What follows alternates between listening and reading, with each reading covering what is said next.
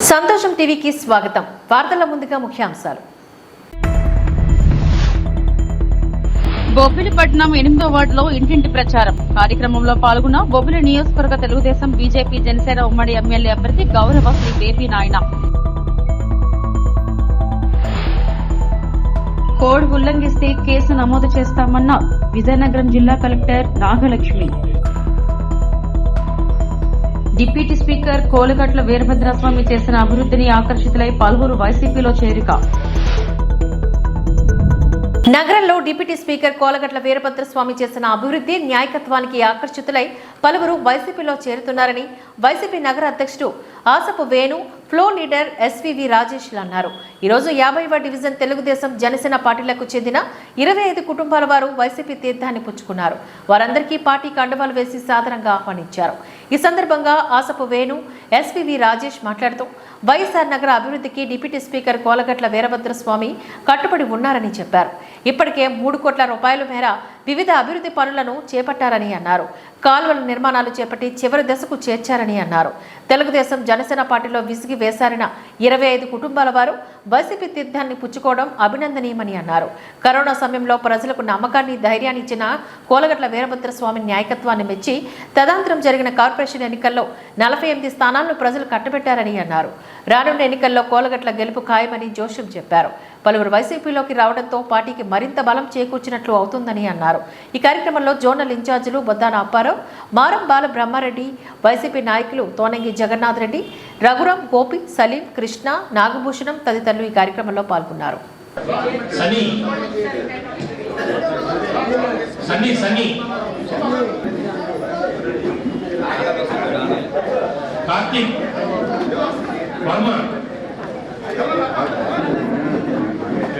చంపక్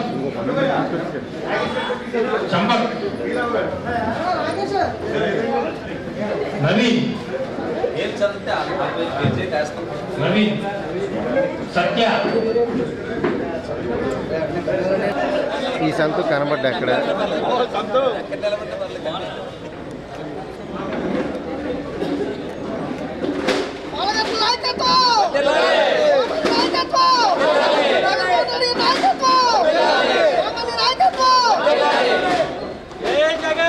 మరి వెనక్కుండిపోయారు.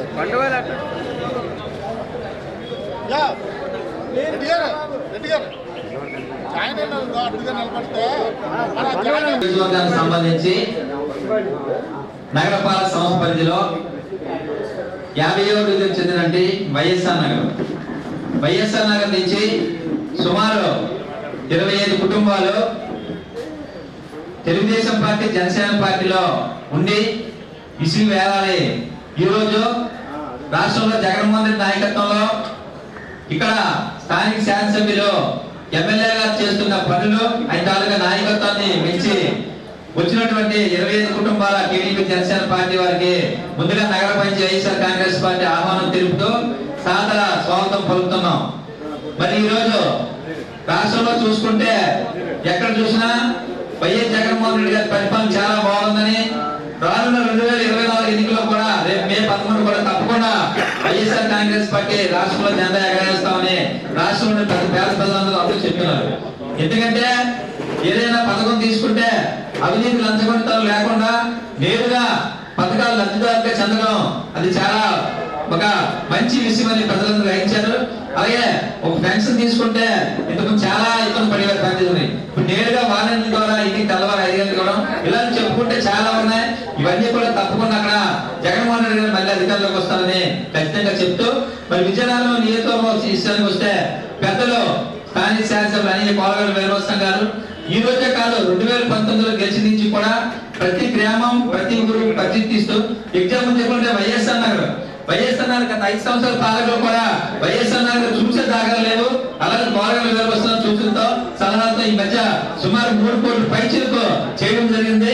మరి కొత్తగా ఏర్పడిన కాలనీ కాబట్టి రానున్న కాలంలో ఇంకొకసారి స్వామి గారిని గెలిస్తే ఆ వైఎస్ఆర్ నగర్ సమస్య లేని వైఎస్ఆర్ నగర్ తీర్చిదిద్దాలని సందర్భంగా తెలియజేసుకుంటూ మరి కూడా పాత కొత్త కలయికలాగా అక్కడ ఉన్న పాత వాళ్ళు రెడ్డి గారు అవనండి, మన సంతోష్ అవనండి, అందరూ నాయకత్వంలో పనిచేసి వైఎస్ఆర్ నగర్ లో రేపు మే 11 జరుగుతున్న ఎన్నికల్లో అత్యధిక మెజార్టీకి మీ అందరూ కలిసి పనిచేస్తారని ఈ సందర్భంగా తెలియజేసుకుంటూ మరి ఈ రోజు చూస్తుంటే తెలుగుదేశం పార్టీ వారు ఏమో కళ్ళబొల్లి కబుర్లు కళ్ళు మూసుకొని మాట్లాడుతున్నారు.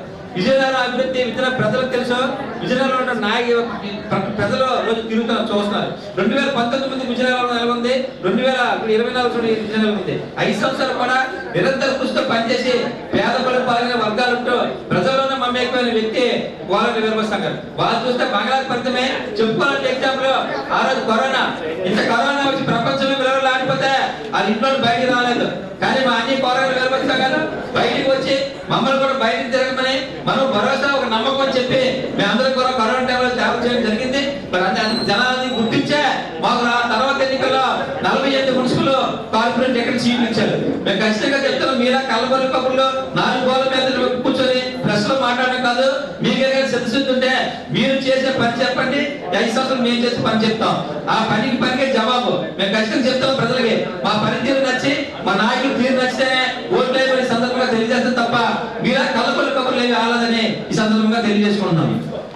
విజయనగరం జిల్లా బొబ్బిలి 2024 సార్వత్రిక ఎన్నికల ప్రచారంలో భాగంగా ఎన్నికల శంఖారావం పూరిస్తూ బొబ్బిలి పట్టణంలో గల 8వ వార్డులో ఇంటింటికి ప్రచారం కార్యక్రమంలో పాల్గొన్న బొబ్బిలి నియోజకవర్గ తెలుగుదేశం, బీజేపీ, జనసేన ఉమ్మడి ఎమ్మెల్యే అభ్యర్థి గౌరవ శ్రీ బేబీ నాయన, మాజీ శాసనసభ్యులు గౌరవ శ్రీ తెంటు లక్ష్మణ్ నాయుడు, జనసేన పార్టీ ప్రచార కార్యనిర్వహణ కార్యదర్శి బాబు, పాలూరు జనసేన పార్టీ నాయకులు పెద్దింటి మనోజ్, బొబ్బిలి పట్టణ అధ్యక్షుడు రాంబార్గ్ శరత్ బాబు, రాష్ట్ర కార్యనిర్వాహక కార్యదర్శి అల్లాడ భాస్కర్ రావు, ఏఎంసీ చైర్మన్ పువ్వల శ్రీనివాసరావు, పట్టణ ఫ్లోర్ లీడర్ గెంబలి శ్రీనివాసరావు, మున్సిపాలిటీలో గల ప్రస్తుత మరియు మాజీ కౌన్సిలర్లు, క్లస్టర్ల ఇన్ఛార్జీలు, యూనిట్ ఇన్ఛార్జీలు, బూత్ ఇన్ఛార్జీలు, పట్టణ మరియు మండల స్థాయిలో గల తెలుగుదేశం, జనసేన పార్టీల ముఖ్య నాయకులు, కార్యకర్తలు, అభిమానులు 50 మంది కూడా పాల్గొనడం జరిగింది.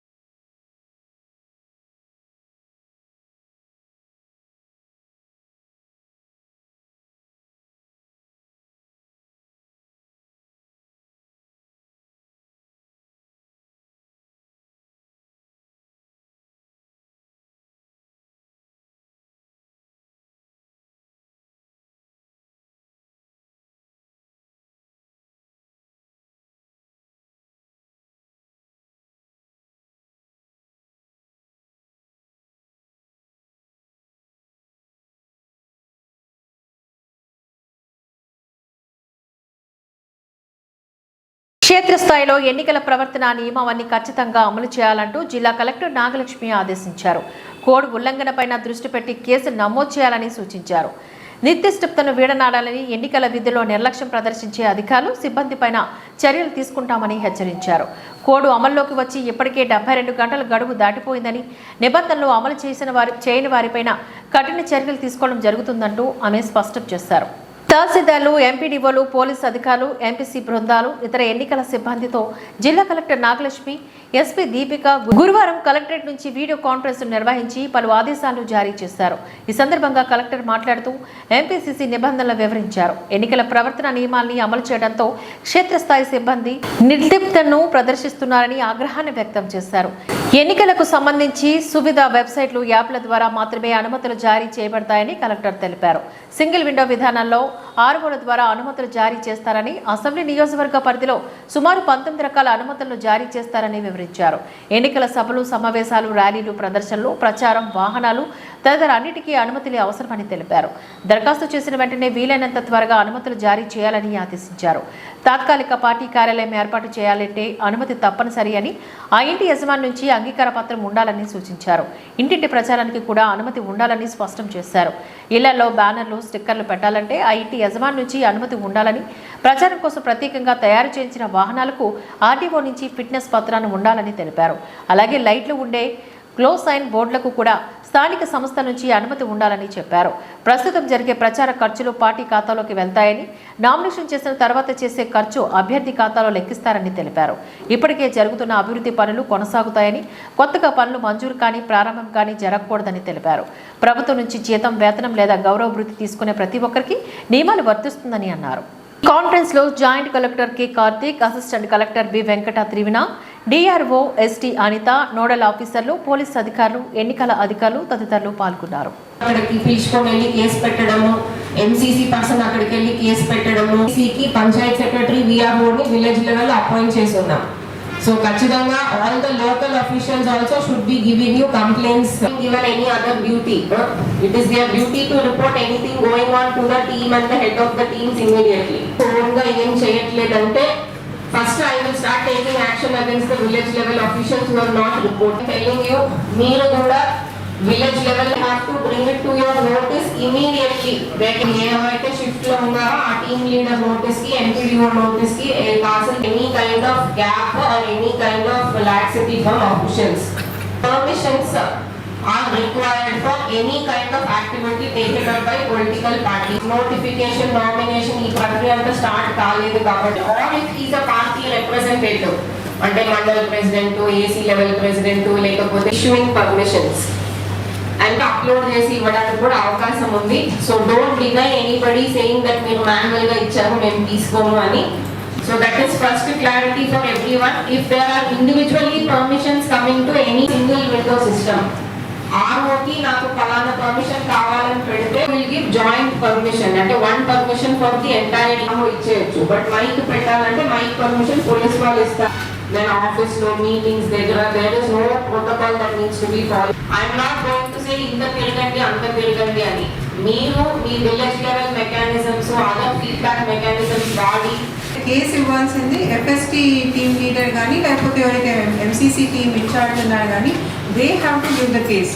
సో మీకు వచ్చిన రిపోర్ట్ మీద you have to again write, ఇట్లా ఈ కంప్లైంట్ వచ్చింది, వెరిఫై చేస్తే ఈ ప్లేస్లో ఈ టైంలో దిస్ వాజ్ ద వైలేషన్ అని స్పెసిఫిక్గా మీరు రాసిస్తే అప్పుడు the case can be registered. It cannot be registered just ఆ కంప్లైంట్ ఫార్వర్డ్ చేసేస్తే the case cannot be registered. So మీరు ఎప్పుడైతే అది ఇస్తారో ఎఫ్ఎస్టీ టీమ్ లీడ్ కానీ లేకపోతే ఎంసీసీ టీమ్ ఇన్ఛార్జ్ కానీ మళ్ళీ ఒక అకరెన్స్ రిపోర్ట్ లాగా రాసి ఇస్తే on the basis of that the case will be registered. Next is ఈ కేస్ రిజిస్ట్రేషన్ గురించి మేడం ఆల్రెడీ చెప్పారు. ఇట్ కెనాట్ బి దట్ ఇదే పోలీస్ రిజిస్టర్ చేయట్లేదన్నో లేకపోతే కంప్లైంట్ రావట్లేదన్నో రెండు సైడ్స్ పుష్ చేసుకుంటే ఎలక్షన్స్లో everybody has to work together, whether the civil administration or the police, all have to work together. This is our team effort. So only okal మీద okal responsibility shift చేస్తే అవ్వదు. And if you start doing that, then anyway collector madam and I will talk and we will sort it out and ever responsible lo all fix up అవుతారు. This is a must. So it has to be done by coordinating between the SHOs and the MCC team. Sections ఉన్నాయి, అవన్నీ కూడా కోర్టులో permission తీసుకొని cases register చేయాల్సిన sections. So అట్లా ఈ public meetings అయితే కనుక ఏ రకమైన పర్మిషన్ లేక ఈ అయితే అడ్వర్టైజ్మెంట్స్ అన్నీ లేకపోతే ఈ బ్యానర్స్ ఏవైతే ఫ్లెక్సీస్ కానీ అవి అడ్వర్టైజ్మెంట్ యాక్ట్. సో ఈ యాక్ట్లో సెక్షన్ 4 కింద case will be registered. Doctor B R Ambedkar Konaseema జిల్లా మండపేట వేగుళ్ల అజయ్ బాబు పుట్టినరోజును పురస్కరించుకుని అభిమానులు, పార్టీ నాయకులు, కార్యకర్తలు, జన సైనికులు పట్టణంలో పెద్ద ఎత్తున మోటార్ సైకిళ్ల ర్యాలీతో ఊరేగింపును నిర్వహించారు. కళ్యాణి రైస్ మిల్ నుంచి కల్వపు సెంటర్ వరకు అజయ్ బాబును ఎద్దుల బండిపైన తీసుకువచ్చారు. అక్కడి నుంచి మారేడుబాక మైత్రి లేఅవుట్ వద్ద పెద్ద ఎత్తున కేక్ కటింగ్ నిర్వహించి అభిమానులకు ప్రత్యేక విందును ఏర్పాట్లు చేశారు. ఈ కార్యక్రమంలో పట్టణ టీడీపీ అధ్యక్షులు ఉంగరాల రాంబాబు, వార్డు కౌన్సిలర్ కాసిన కాశీ విశ్వనాథ్, అభిమానులు, కార్యకర్తలు తదితరులు పాల్గొన్నారు.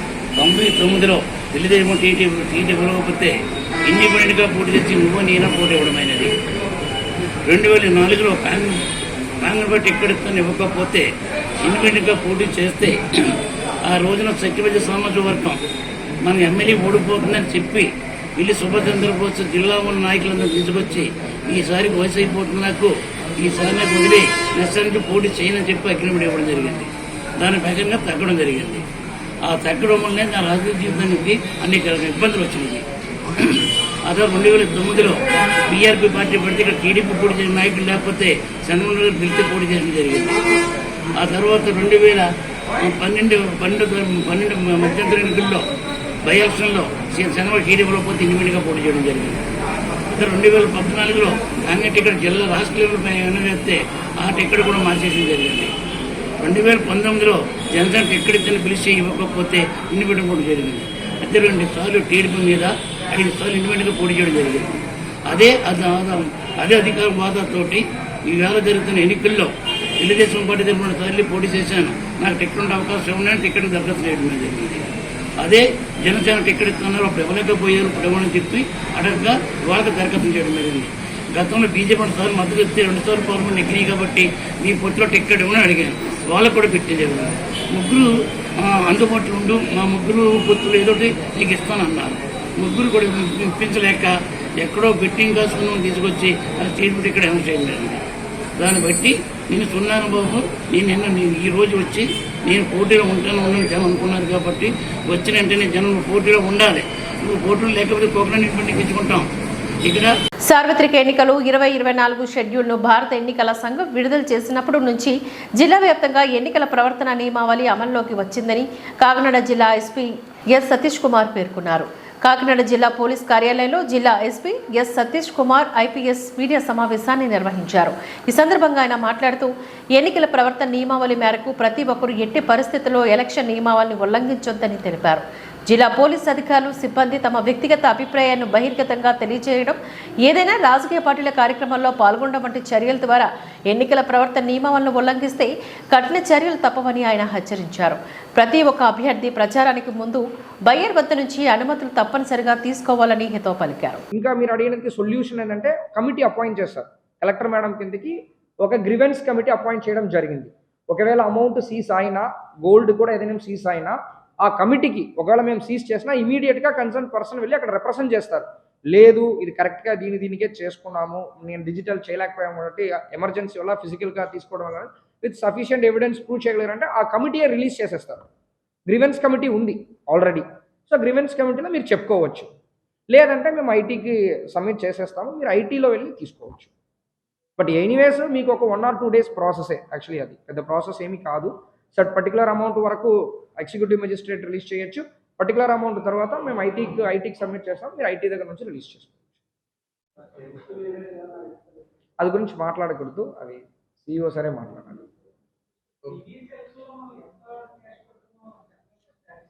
ఏదేదండి